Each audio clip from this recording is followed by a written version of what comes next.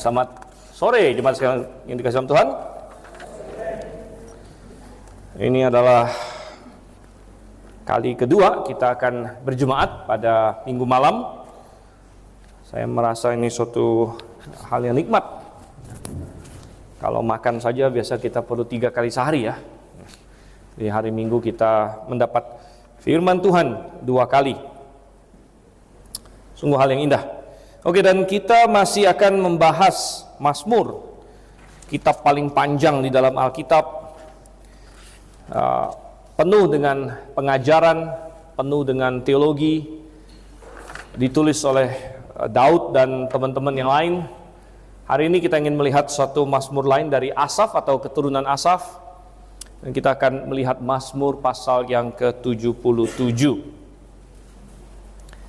Mazmur pasal yang ke-77, dan ada 21 ayat di sini.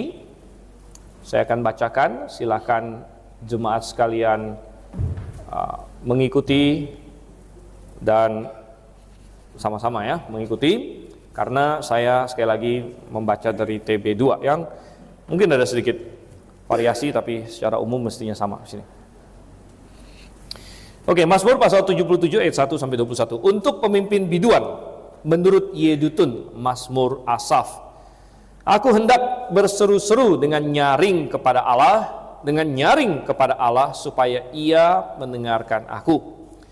Pada hari kesusahanku aku mencari Tuhan. Pada waktu malam tanganku terulur dan tidak menjadi lesu. Hatiku enggan dihibur. Apabila aku mengingat Allah, mengeranglah aku. Apabila aku merenung, makin lemah lesulah semangatku. Selah. Kelopak mataku kau buat tak terpejam. Aku gelisah sehingga tidak dapat berkata-kata. Aku memikirkan hari-hari zaman lampau dan tahun-tahun zaman dahulu. Aku ingat permainan kecapiku pada waktu malam dan rohku mencari-cari. Untuk selamanyakah Tuhan menolak? Dan sama sekali tidak bermurah hati lagi? Sudah lenyapkah untuk seterusnya kasih setianya? Telah berakhirkah janjinya berlaku turun-temurun? Sudah lupakah Allah menaruh kasihan? Ataukah Ia membendung rahmatnya karena murka? Selah. Maka kataku, inilah yang menikam hatiku, bahwa tangan kanan yang maha tinggi berubah. Aku hendak mengingat perbuatan-perbuatan Tuhan. Ya, aku hendak mengingat keajaiban-keajaiban-Mu dari zaman dahulu. Aku hendak menuturkan segala pekerjaan-Mu dan merenungkan perbuatan-perbuatan-Mu. Ya Allah, jalan-Mu adalah kudus. Allah manakah yang begitu besar seperti Allah kami? Engkaulah Allah yang melakukan keajaiban. Engkau telah menyatakan kuasa-Mu di antara bangsa-bangsa. Dengan lengan-Mu Engkau telah menebus umat-Mu, keturunan Yakub dan keturunan Yusuf. Selah.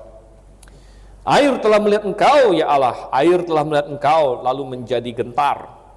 Bahkan samudra dalam pun gemetar. Awan-awan mencurahkan air. Awan gemawan bergemuruh. Bahkan anak-anak panah-Mu berterbangan. Deru guntur-Mu menggelegar. Kilat menyinari bumi. Bumi gemetar dan bergoncang. Jalan-Mu membuat laut, jalan-Mu melalui laut, dan jalan raya-Mu melalui muka air yang luas. Tetapi jejak-Mu tidak kelihatan. Engkau telah menuntun umat-Mu seperti kawanan domba. Oke, mari kita bersatu dalam doa.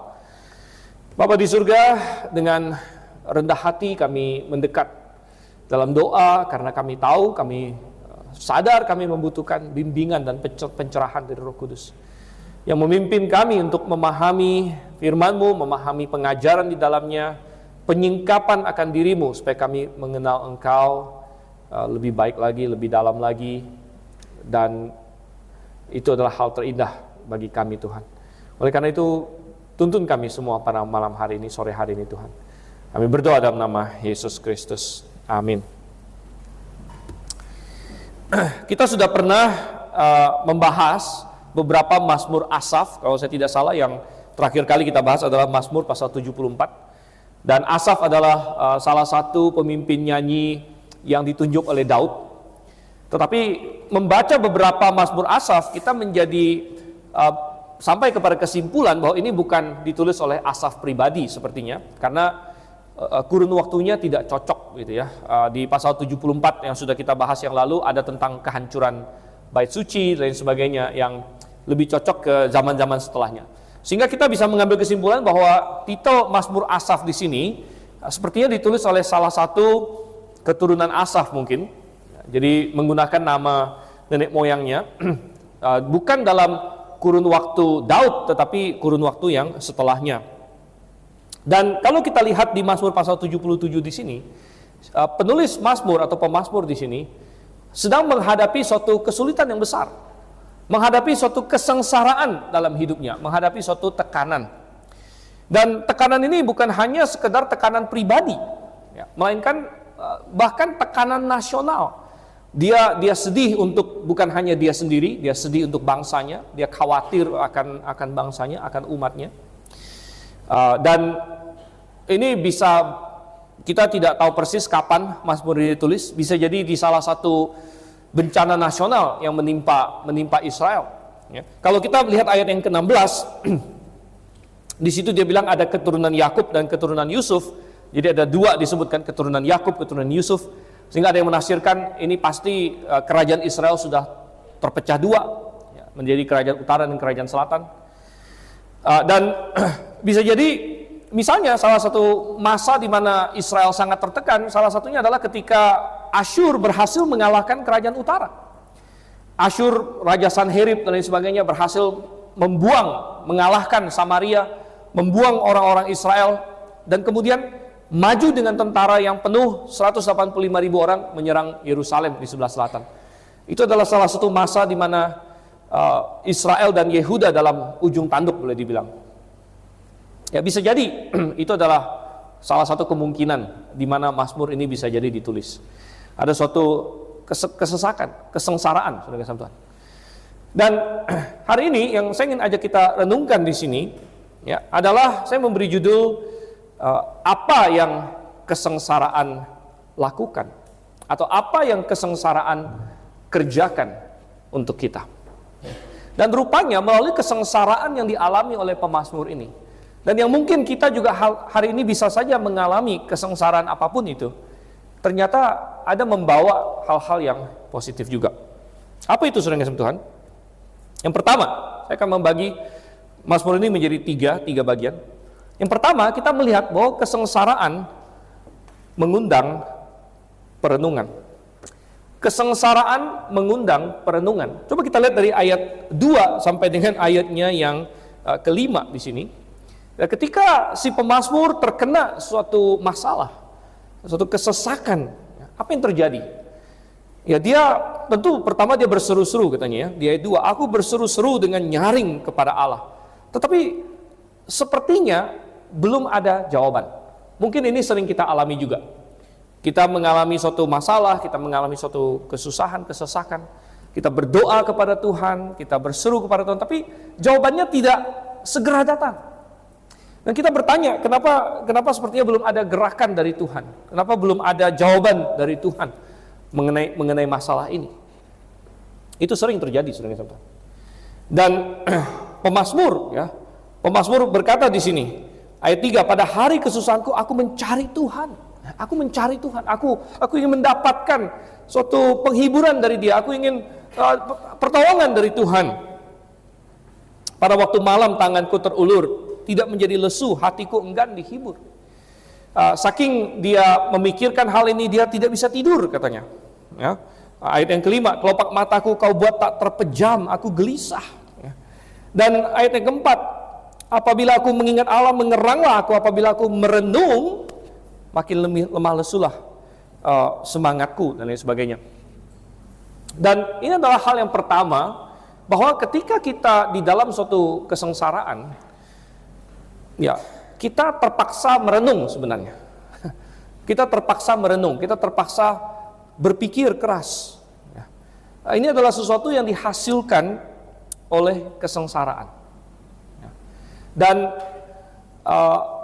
ini adalah satu hal yang positif, satu hal yang seringkali Tuhan izinkan terjadi, memang supaya kita merenung, saudara-saudara, supaya kita berpikir dengan keras. Ya. Ketika kita sengsara, kita menjadi sadar bahwa kita hidup di dunia yang tidak sempurna. Kita bukan hidup di dunia yang perfect. Kita hidup di dunia yang sudah jatuh ke dalam dosa.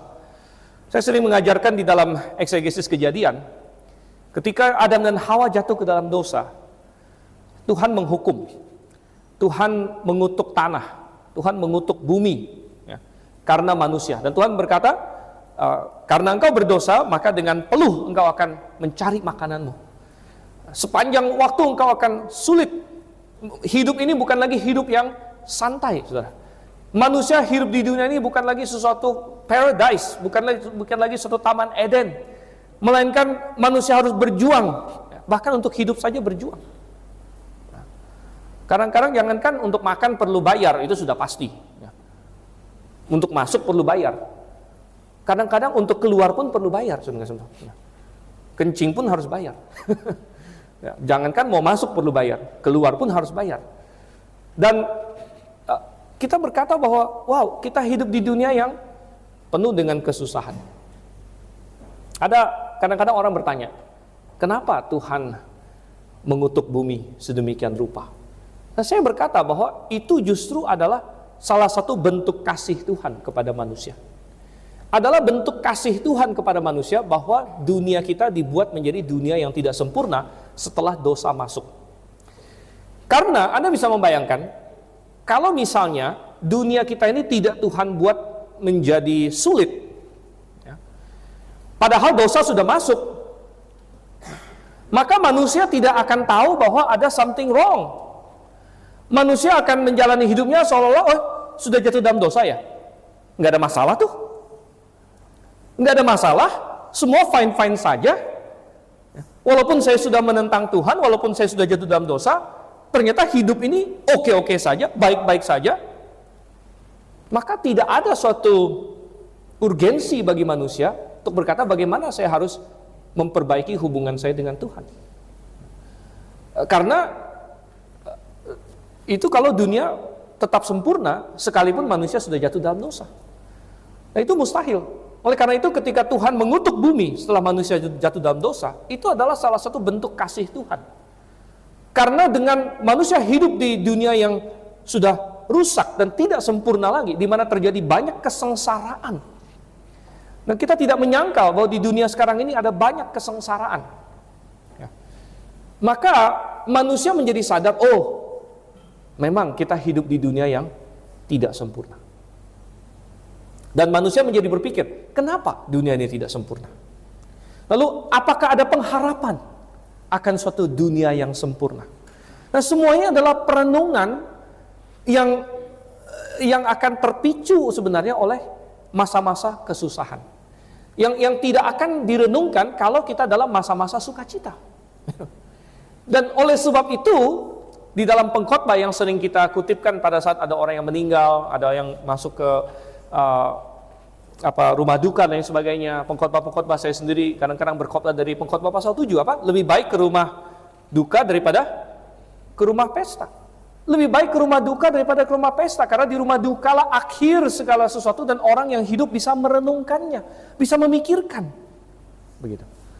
Ya, dan kalau misalnya kita sedang mengalami kesengsaraan fisik misalnya, kesengsaraan tubuh. Ini salah satu kesengsaraan dalam dunia ini.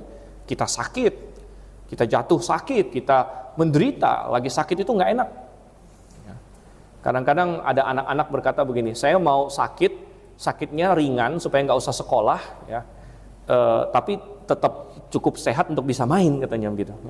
Ya. Wah, ini susah nih kalau sakit seperti ini. Ya. Ya, mau sakitnya ringan biar nggak usah masuk sekolah, ya, tapi tetap bisa main.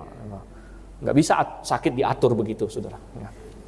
Kalau sudah sakit, ya, itu nggak enak. Ya, nafsu makan nggak ada kadang-kadang, tergantung sakitnya apalah. Ada yang bisa sakit sampai guling-guling kesakitan, ya. Ada yang pokoknya demam membuat kita tubuh tidak enak dan lain sebagainya. Ya, kalau kita sedang menderita kesakitan, ya. Dan saya sendiri mulai merasakan, mulai ada penyakit-penyakit degeneratif. Mulai ada penyakit-penyakit degeneratif, entah asam urat lah, entah apalah, ya. Kolesterol lah. kita mulai berpikir bahwa oh ya, memang tubuh kita tidak sempurna. Memang tubuh kita tidak sempurna, ya. Dan oleh karena itu kita menantikan tubuh kemuliaan. Kita menantikan suatu hari kita akan dikasih tubuh yang baru. Jadi ini adalah perenungan yang bisa ditimbulkan oleh kesengsaraan. Nah, kalau Anda di dalam kesengsaraan yang jenis lain, misalnya suatu penganiayaan, suatu persekusi, ya, suatu ancaman fisik atau macam-macam lagi, ya, kesengsaraan yang lain. Mungkin ada orang yang jahat terhadap Anda, mungkin ada orang yang melukai Anda dan lain sebagainya. Ada banyak jenis kesengsaraan. Dan kita bisa berkata bahwa oh ya benar, ternyata di dunia ini penuh dengan kejahatan. Dunia ini dunia yang masih penuh dengan dosa. Dan kita menantikan dunia yang suatu hari bebas dari dosa, bebas dari kejahatan. Jadi kesengsaraan membuat kita merenung, saudara yang kasih Tuhan, dan merenung apa arti kehidupan dan lain sebagainya. Oke, itu adalah poin yang pertama. Sekarang kita masuk kepada poin yang kedua, bahwa kesengsaraan bukan saja mengundang perenungan, tapi kesengsaraan juga mengundang pertanyaan. Nah, ini dari ayat yang ke-6 sampai dengan ayat yang ke-11. Kalau kita lihat di sini, pemazmur dalam kesengsaraannya dia merenung, dan dalam perenungannya muncul pertanyaan-pertanyaan. Muncul teka-teki, muncul hal-hal yang dia bingung menjawabnya. Dan kita bisa berbicara mengenai segala jenis pertanyaan, tapi yang paling penting adalah pertanyaan-pertanyaan tentang Tuhan sebenarnya. Dan ini yang muncul dalam Mazmur ini juga, di mana pemazmur akhirnya bertanya-tanya tentang Tuhan. Dan ini hal yang baik. Mengapa demikian? Karena kebanyakan manusia di dunia ini, kalau tidak ada apa-apa, tidak ada angin, tidak ada taufan, hidup tanpa memikirkan Tuhan sama sekali. Tuhan jauh dari pikiran mereka. Yang mereka pikirkan adalah ya rata-rata orang tiap hari bagaimana saya cari duit, bagaimana saya mendapatkan harta, bagaimana saya mencari kesenangan dan lain sebagainya. Tuhan jarang masuk dalam pikiran mereka. Sehingga kalaupun mereka bukan ateis intelektual, mereka adalah ateis praktikal. Artinya menjalani hidup secara intelektual, oh ya ada Tuhan, tapi tidak mempedulikan Tuhan, tidak hidup dengan suatu pedoman tentang Tuhan. Tuhan jarang masuk dalam pikiran mereka. Tapi saudara yang kasih Tuhan, kesengsaraan bisa membawa kita kepada pertanyaan-pertanyaan tentang Tuhan. Tuhan ada di mana? Kenapa Tuhan mengizinkan ini? Dan apakah Tuhan baik? Apakah Tuhan baik bagi saya? Ini adalah pertanyaan-pertanyaan yang muncul, saudara yang kasih Tuhan, ketika seseorang di dalam penderitaan, di dalam kesengsaraan. Nah, di dalam kasus si pemazmur di sini, dia teringat akan janji-janji Tuhan kepada Israel. Dia teringat kepada perjanjian Abraham mungkin, perjanjian Daud dan lain sebagainya, sehingga ini menimbulkan pertanyaan-pertanyaan dia. Coba kita lihat dari ayat 8 misalnya kan. Ini pertanyaan-pertanyaan yang muncul dalam diri pemazmur. Untuk selamanyakah Tuhan menolak dan sama sekali tidak bermurah hati lagi? Sudah lenyapkah untuk seterusnya kasih setianya? Telah berakhirkah janjinya berlaku turun-temurun? Di mana janji Tuhan? Sudah lupakah Allah menaruh kasihan ataukah ia membendung rahmatnya karena murka dan lain sebagainya. Nah, salah satu ayat kunci di dalam Mazmur ini adalah ayat yang ke-11. Ini boleh dibilang ayat kuncinya di sini. Maka kataku, inilah yang menikam hatiku, bahwa tangan kanan yang maha tinggi berubah. Tangan kanan yang maha tinggi berubah. Ini ayat kunci, tapi juga ayat yang kontroversial. Karena kalau Anda cek di dalam Alkitab lain, ini bunyinya berbeda sama sekali. Anda bisa cek di dalam King James misalnya, dia akan terjemahkan sama sekali berbeda. King James dia akan terjemahkan, inilah kesengsaraanku, dia bilangnya. Kemudian dia akan, bagian keduanya, bukan diterjemahkan bahwa tangan kanan yang maha tinggi berubah. Dalam KJV diterjemahkan, aku akan mengingat tahun-tahun tangan kanan yang maha tinggi. Wah, berbeda sekali ya. Berbeda sekali terjemahan KJV dengan terjemahan ITB di sini. Dan semua itu berfokus kepada satu kata, yaitu kata shenot di situ. Kata shenot apakah diterjemahkan perubahan ataukah diterjemahkan tahun-tahun? Ya. Dan argumen untuk kedua-duanya ada sebenarnya. Ya, karena di dalam bahasa Ibrani ini akar katanya shana. Ya. Nah, bagi yang sudah ikut Ibrani perlu di kuis mendadak. Shana, ya, shana ini ada dua rupanya. Shana sebagai kata benda itu berarti tahun memang. Shana sebagai kata kerja artinya berubah. Ya. Nah, jadi ketika muncul kata shenot di sini, apakah ini berasal dari kata yang akhir artinya tahun? Ya, shana tahun. Ya. Tapi permasalahannya kalau shana tahun itu dijadikan plural, biasanya dia menjadi shanim sebenarnya, biasanya maskulin. Walaupun ada juga kasus di mana dia memakai bentuk feminim, yaitu shanot. Dan terjemahan KJV memerlukan penambahan 3 kata yang di italics. I will remember, ya, aku akan mengingat, itu semacam tambahan untuk mempermulus begitu. Aku akan mengingat tahun-tahun tangan kanan yang maha tinggi. Ya. Ataukah ini dianggap sebagai dari kata kerja shanah yang artinya berubah, sehingga itu bentuk infinitif, sehingga artinya gini, perubahan tangan kanan yang maha tinggi. Nah, ini menjadi pertanyaan bagi kita, apakah tangan kanan yang maha tinggi itu bisa berubah atau tidak? Apakah memang bisa berubah? Sehingga kalau kita lihat LAI, saya nggak tahu di TB1, TB2, dia kasih judul, renungan apakah Allah sudah berubah.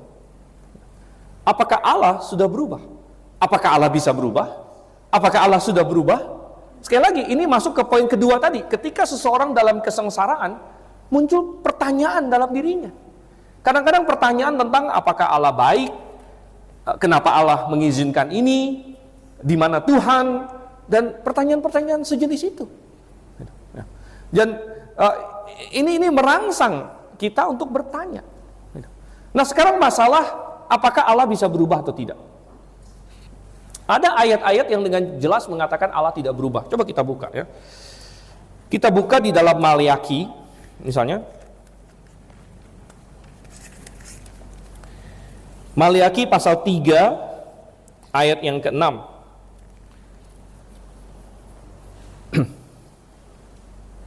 Oke. Bunyinya apa? Sesungguhnya aku Tuhan tidak berubah. Nah, sehingga ini menjadi suatu doktrin yang disebut sebagai doktrin imutabilitas Allah. Sesungguhnya aku Tuhan tidak berubah, dan kamu Bani Yakub tidak akan dilenyapkan. Coba kita buka lagi di dalam Perjanjian Baru, itu satu perwakilan di Perjanjian Lama, kita buka perwakilan di Perjanjian Baru. Sebenarnya ada cukup banyak ayat yang berbicara seperti ini. Misalnya kita buka Yakobus 1 ayatnya yang ke-17.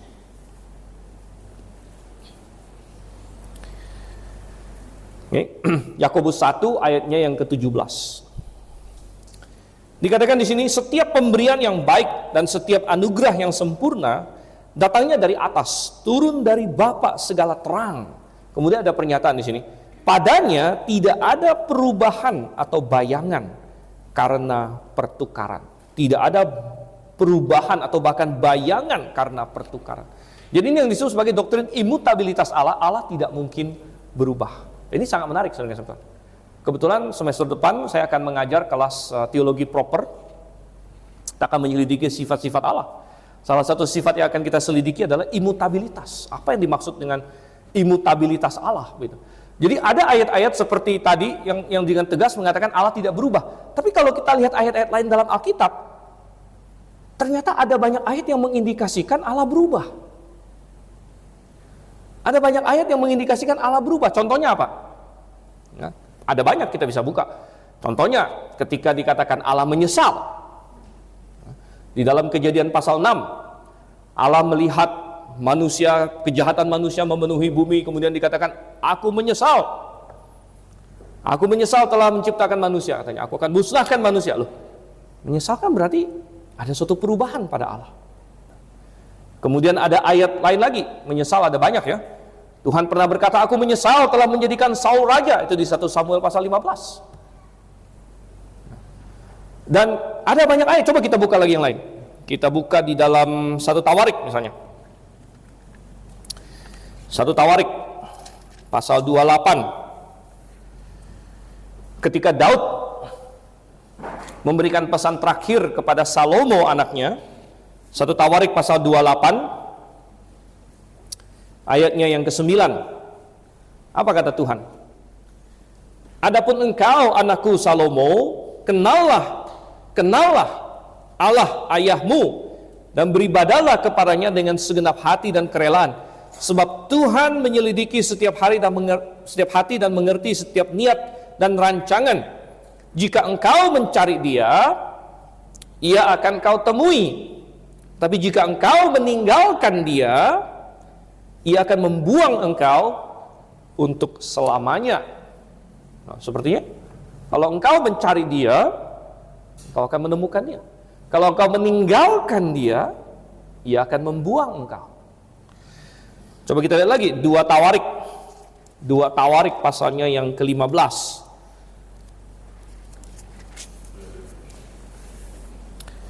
2 Tawarik pasal 15 ayatnya yang kedua misalnya. Dan ingat, kitab Tawarik ini ditulis setelah pembuangan ke Babel terjadi. Ini ditulis sebagai satu rangkuman sejarah Israel setelah mereka dibuang lalu balik lagi gitu. Sehingga mereka sudah mengalami segala peristiwa ini. Dan ada kesimpulan, contohnya di 2 Tawarik 15 ayat 2. Ini seorang nabi ya, namanya Azaria, ayat 1. Lalu ia pergi menemui Asa dan berkata kepadanya, dengarkanlah aku, Asa, serta seluruh Yehuda dan Benyamin. Tuhan besertamu apabila kamu besertanya. Jika kamu mencarinya, ia berkenan ditemui olehmu. Tetapi jika kamu meninggalkannya, ia akan meninggalkan kamu. Ya, sangat jelas. Loh, kok sepertinya di sini Tuhan bisa berubah? Kalau misalnya saya mencari Tuhan, Tuhan akan beserta saya. Tapi kalau saya meninggalkan Tuhan, Tuhan akan meninggalkan saya. Ada suatu perubahan pada tindakan Tuhan di sini. Bagaimana kita memahami ini? Nah, ada sebagian orang yang saya pernah dengar punya solusi begini. Dan ini terjadi pada suatu debat. Mungkin ada yang ingat ya. Saya pernah debat dengan Calvinis MYM lewat YouTube waktu itu. Lalu muncul pernyataan dia begini, ini harus ada ayat mayor, ayat minor, dia bilang. Ada ingat ya, dia bilang seperti itu. Alkitab itu harus ada ayat mayor, ayat minor. Jadi maksudnya, kalau kita melihat seluruh Alkitab, ada ayat-ayat yang kita pentingkan. Jadi kita mendasarkan teologi kita berdasarkan ayat-ayat yang ini, yang mayor menurut dia. Sehingga yang minor ini harus dilihat dari kacamata yang mayor dan ditenggelamkan ke dalam yang mayor gitu istilahnya. Ya. Nah, jadi dengan demikian dia bisa membuat segala macam doktrin kalau begitu, tergantung yang mayornya yang mana menurut dia. Gitu. Nah, sebenarnya itu salah. Kita jangan lalu, wah saya nggak suka dengan kesimpulan ini, maka ayat-ayat yang ini saya nggak usah pikirkan. Itu salah, itu pendekatan yang salah. Justru kebenaran itu, mengenal Tuhan itu, kita harus merenungkan Tuhan. Makanya kesengsaraan menimbulkan perenungan. Kesengsaraan bisa menimbulkan pertanyaan. Dan pertanyaan seharusnya nanti menuntun kita kepada suatu pencarian akan Tuhan yang lebih dalam. Dan kita harus berkata, bagaimanakah semua ayat ini benar? Semua ayat ini adalah Tuhan menyatakan dirinya. Dan Tuhan adalah pribadi yang kompleks. Pribadi yang begitu agung, dan saya justru yang dengan terbatasnya saya, bagaimana saya mau memahami Tuhan. Nah, saudara yang kasih Tuhan, oleh karena itu pelajaran teologi proper sebenarnya sangat penting ya. Teologi proper itu mempelajari tentang Allah itu sendiri. Allah itu sebenarnya seperti apa gitu ya. Dan sebenarnya kita bisa, ayat-ayat ini tidak bertentangan kalau kita memahaminya bahwa Tuhan tidak berubah dalam hal apa. Tuhan tidak berubah. Ketika dikatakan Tuhan tidak berubah, Yesus Kristus sama dari dulu kemarin sampai selama-lamanya, itu adalah dalam hal esensinya dan karakternya. Tuhan tidak berubah dalam hal esensinya, Tuhan tidak bisa berubah dalam hal karakternya, dia tetap seperti itu. Tetapi justru kita bilang, karena dia tidak bisa berubah dalam karakternya, maka dia pasti akan berubah dalam hal tindakannya terhadap manusia. Dia pasti akan berubah dalam hal hubungannya dengan manusia ketika manusia itu sendiri berubah. Kita hidup di dunia di mana manusia sering berubah. Tuhannya tidak berubah karakternya. Tetapi karena karakter Tuhan tidak berubah, maka ketika manusia berubah, maka sikap Tuhan terhadap manusia ini bisa berubah juga. Saya ambil contoh begini. Kita ambil contoh mimbar satu ini. Sekarang jemaat sekalian rata-rata semua mimbar ini sedang menghadap kalian secara depan. Tapi kalau mimbar ini tidak saya ubah-ubah, mimbar ini saya patok mati di sini, ini mimbar tidak boleh berubah, tidak boleh diubah-ubah, stop mati di sini. Tapi tiba-tiba jemaat sekalian semua latihan paduan suara bisa, lalu berdiri di sini semua. Maka sekarang apakah mimbar ini sedang menghadap jemaat ataukah mimbar ini membelakangi jemaat? Jemaatnya semua ada di belakang sini. Maka sekarang mimbar ini sedang membelakangi jemaat, tapi apakah mimbarnya yang berubah atau posisi jemaatnya yang sedang berubah? Gitu, posisi jemaatnya yang berubah, mimbarnya kan sudah dipatok mati di sini. Nah demikian juga dengan Tuhan sebenarnya. Tuhan itu tidak bisa berubah, imutabil di dalam hal esensi dan karakternya. Dia adalah Allah yang setia, dia adalah Allah yang benar, dia adalah Allah yang segala macam yang lain, yang kasih dan murka terhadap dosa, dan Allah yang setia dan lain-lain sebagainya. Karakternya tidak pernah berubah. Tetapi ketika manusia itu sendiri berubah,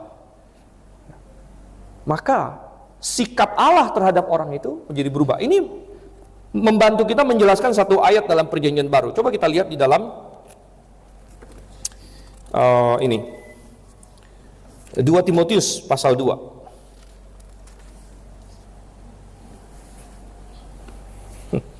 Banyak orang salah menafsirkan ayat ini. 2 Timotius pasal 2, di dalam ayatnya yang ke-11 sampai ayat yang ke-13. Dikatakan, benarlah perkataan ini, jika kita mati dengan dia, kita pun akan hidup dengan dia. Jika kita, mestinya apa ini? Kok di TB2 jadi jika kita sabar, oke lah. Jika kita sabar, kita pun akan ikut memerintah bersama dia. Kalau saya nggak salah TB1 apa? Bertekun ya? Bertekun, benar. Sehingga saya begitu, kupumone mestinya ya. Jika kita sabar, oke, TB2 jadi sabar, oke lah. Bertekun. Jika kita sabar bertekun, kita pun akan ikut memerintah dengan dia. Jika kita menyangkal dia, dia pun akan menyangkal kita. Oke, nah ini kan jika kita menyangkal dia, dia pun akan menyangkal kita. Tapi yang 14 dikatakan, jika kita tidak setia, dia tetap setia, karena dia tidak dapat menyangkal dirinya. Gitu. Sehingga ada orang salah menafsir, yang berkata, kalau kita menyangkal Tuhan, tidak ada konsekuensinya, karena Tuhan kan setia, katanya. Kitanya nggak setia, tapi Tuhan nggak setia. Jadi menyangkal Tuhan tidak ada konsekuensi. Loh, kan barusan di ayatnya dikatakan kalau kita menyangkalnya, dia akan menyangkal kita loh. Jelas-jelas ada konsekuensinya di situ. Tapi kenapa dikatakan kalau kita tidak setia, Tuhan tetap setia? Loh iyalah, setia itu kan sifat. Setia itu karakter gitu. Kita tidak setia pun karakter Tuhan tidak akan berubah. Dia tetap Allah yang setia. Cuma berdasarkan firman Tuhan, maka ketika kita menyangkal dia, dia akan menyangkal kita. Itu setia kepada firman-Nya. Itu setia kepada karakternya. Jadi kembali lagi ke Mazmur pasal 77.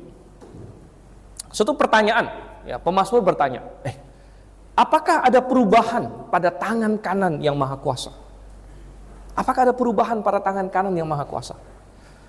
Dan tangan kanan yang maha kuasa itu melambangkan kuasanya Tuhan. Tangan kanan Tuhan kan, penyelamatan dia, aksi dia, tindakan dia untuk menyelamatkan. Kalau Tuhan tidak menyelamatkan gitu. Ya. Di sekolah minggu dewasa, saya barusan tadi pagi berkata, kalau kita baca di kitab Yeskiel, sebelum orang Babel menghancurkan bait suci, kemuliaan Tuhan itu sengaja naik dulu. Yeskiel melihatnya, kemuliaan Tuhan naik meninggalkan bait suci. Baru orang Babel bisa datang menghancurkan bait suci. Kalau tidak, mana bisa? Jangankan menghancurkan bait suci, Uza pegang tabut aja mati langsung. Bagaimana mungkin orang Babel bisa menghancurkan bait suci kalau bukan kemuliaan Tuhan meninggalkan bait suci dulu? Tapi Tuhan membiarkan. Tuhan malah bilang, aku datangkan musuhmu. Sehingga pemazmur bertanya, apakah tangan kanan yang maha kuasa berubah? Kenapa dia dulu tolong kami? Kenapa dulu ada mukjizatnya? Begini dan begitu dan begini begitu. Kok sekarang tidak ada? Tidak ada. Dan jawabannya adalah bukan Tuhan yang berubah. Bukan Tuhan yang berubah. Karakter Tuhan tetap sama. Tapi karena manusia yang berubah, maka sikap Tuhan terhadap kita, karena karakter Tuhan tetap, maka sikap dia terhadap kita, terhadap Israel pada waktu itu, menjadi berubah. Yang tadinya Tuhan bilang, aku memberkati kamu. Aku bikin 1 orang dari kamu bisa mengejar 100 orang musuh. 10 orang dari kamu bisa mengejar 1000 musuh. Tapi Tuhan bilang, kalau kamu menyimpang dariku, terbalik. 1 orang musuh akan kejar 100 orang kalian. 10 orang musuh akan kalahkan 1000 orang kalian. Ya. Dan itu yang terjadi, saudara. Oleh karena itu, kita jadi bertanya, ya, kalau kita dalam kesengsaraan, ini menjadi kesempatan baik untuk bertanya, hubungan kita dengan Tuhan. Hubungan kita dengan Tuhan apa? Dan ada 3 kemungkinan hubungan kita dengan Tuhan. 1, kita masih musuhnya. Kita masih musuhnya. Kita belum diselamatkan. Kita belum dilahirbarukan. Dan saudara, tapi ada kabar baik. Kalau Anda bilang, kalau sikap Tuhan terhadap kita bisa berubah, bahaya dong. Saya maunya sikap Tuhan terhadap saya nggak berubah-ubah lagi. Apapun yang saya lakukan, Tuhan nggak akan hukum saya lagi. Oh, nggak bisa seperti itu. Tapi kita mengucap syukur bahwa sikap Tuhan terhadap kita bisa berubah. Mengapa? Karena Anda tahu bahwa tidak ada manusia yang awalnya berdamai dengan Tuhan. Semua kita mulai dalam posisi musuh dengan Tuhan. Semua kita mulainya itu adalah pemberontak dan musuh Tuhan. Jadi kita mengucap syukur bahwa sikap Tuhan terhadap kita bisa berubah. Bahwa kita bisa diperdamaikan. Bahwa melalui Yesus Kristus, kalau kita menerima kasih karunia Tuhan, Tuhan yang tadinya murka pada kita, dan barang siapa yang tidak percaya kepada anak Allah sudah berada di bawah penghukuman, sudah berada di dalam murka. Tapi sikap itu bisa berubah ketika kita menerima Yesus Kristus sebagai Tuhan dan Juru Selamat. Dan Tuhan bilang, oke, yang tadinya musuh sekarang menjadi anakku. Yang tadinya musuh sekarang menjadi berdamai denganku. Kita mengucap syukur bahwa sikap Tuhan bisa berubah terhadap kita. Jadi kita tanya dulu. Kalau Anda dalam kesengsaraan, Anda tanya, 1, bagaimana hubungan saya dengan Tuhan? Apakah 1, saya masih musuh Tuhan? 2, kalau saya sudah berdamai dengan Tuhan, saya adalah anaknya, apakah saya dalam disiplin Tuhan? Kalau begitu, apakah kesengsaraan ini karena disiplin Tuhan? Karena saya menyimpang dan Tuhan pakai rotan seperti seorang bapak, berarti kamu harus balik ke sini. Dan aku akan rotan kamu sampai kamu balik. Jadi kita bertanya, 1, apakah saya musuh Tuhan? Oh enggak, saya sudah diperdamaikan. Puji syukur kalau Anda sudah diperdamaikan. Kalau belum, Anda dalam bahaya. 2, kalau saya sudah anak Tuhan, apakah saya dalam disiplin Tuhan? Dan kalau kita berkata, oke, saya bukan dalam disiplin Tuhan, hubungan saya dengan Tuhan baik, maka kita sampai kepada yang ketiga. Kalau begitu, Tuhan mengizinkan ini untuk satu tujuan. Jadi simple, algoritmenya simple gitu. Kalau programmer kan bikin algoritma kan, yes, no, Apakah saya musuh Tuhan? Ya, kalau yes, bertobat, diperdamaikan dengan Allah. Kalau no, berarti saya sudah berdamai dengan Tuhan. Apakah saya dalam disiplin Tuhan? Kalau yes, berarti apa? Selesaikan masalah dengan Tuhan. Kamu didisiplin oleh Tuhan, ya mengaku salah lah sama Tuhan. Minta ampun sama dia. Balik lagi dalam persekutuan dengan Tuhan. Kalau no, saya tidak dalam disiplin Tuhan, maka berarti ada suatu tujuan kenapa Tuhan mengizinkan suatu kesusahan terjadi, suatu kesengsaraan terjadi. Dan mungkin pertanyaan kita adalah, apa tujuan itu? Itu lain lagi. Ada banyak mungkin tujuan Tuhan. Coba kita balik ke dalam Mazmur pasal 77, saudara. Mazmur pasal 77. Kita sudah melihat bahwa kesengsaraan mengundang perenungan, kesengsaraan mengundang pertanyaan. Dan yang terakhir, ketiga, dari ayat 12 sampai ayat 21, kita melihat bahwa kesengsaraan menimbulkan tahan uji. Kesengsaraan menimbulkan tahan uji. Tadi kita bilang bahwa ayat 11 itu semacam ayat kuncinya, karena kalau kita lihat dari ayat 1 sampai ayat 2 sampai ayat 10, itu nadanya pesimistis, nadanya penuh dengan pergumulan. Ya, tapi kalau kita lihat ayat 12 sampai 21, nadanya berubah. Nadanya menjadi nada penuh keyakinan akan Tuhan. Ya, suatu nada di mana dia sudah menang dalam pergumulan dia.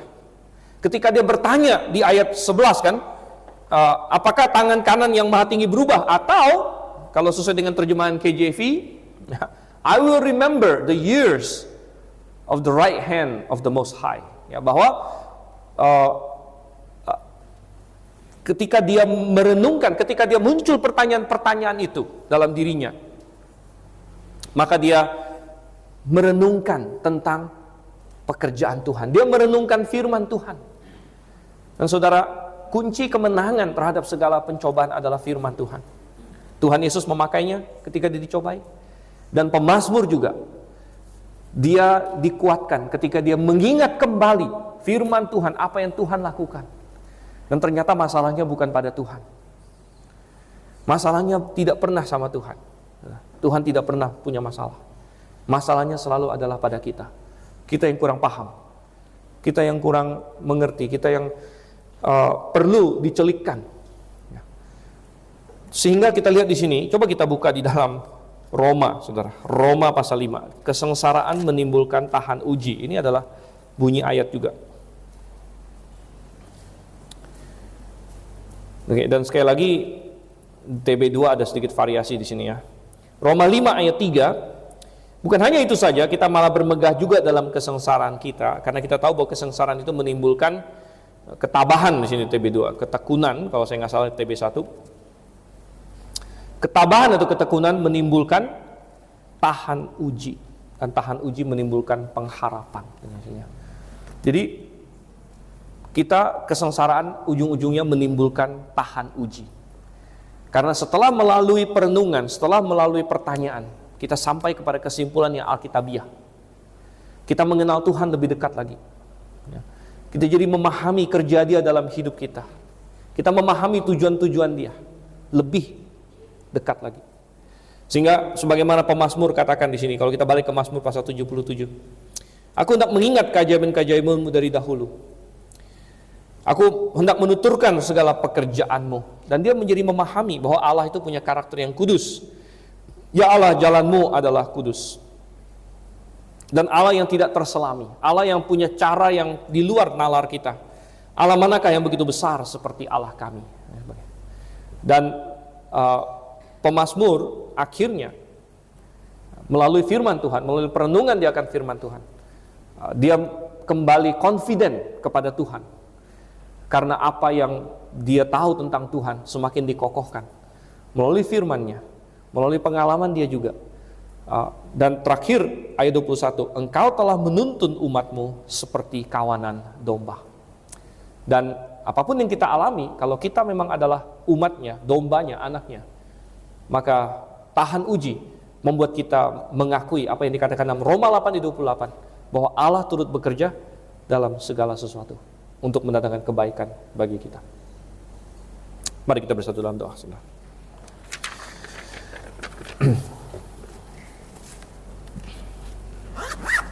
Bapa di surga, kami mengucap syukur untuk firman-Mu. Kami mengucap syukur untuk bahkan kesengsaraan yang kadang-kadang muncul dalam hidup kami. Karena sesuai kata firman-Mu, kesengsaraan itu menuntun kami kepada ketekunan dan kepada tahan uji yang menimbulkan pengharapan. Terima kasih Tuhan. Tuntun perenungan kami, tuntun pertanyaan-pertanyaan yang muncul dalam diri kami kepada arah yang benar, supaya kami mengenal Engkau lebih dalam lagi. Pimpin umat-Mu, kami berdoa dalam nama Yesus Kristus. Amin.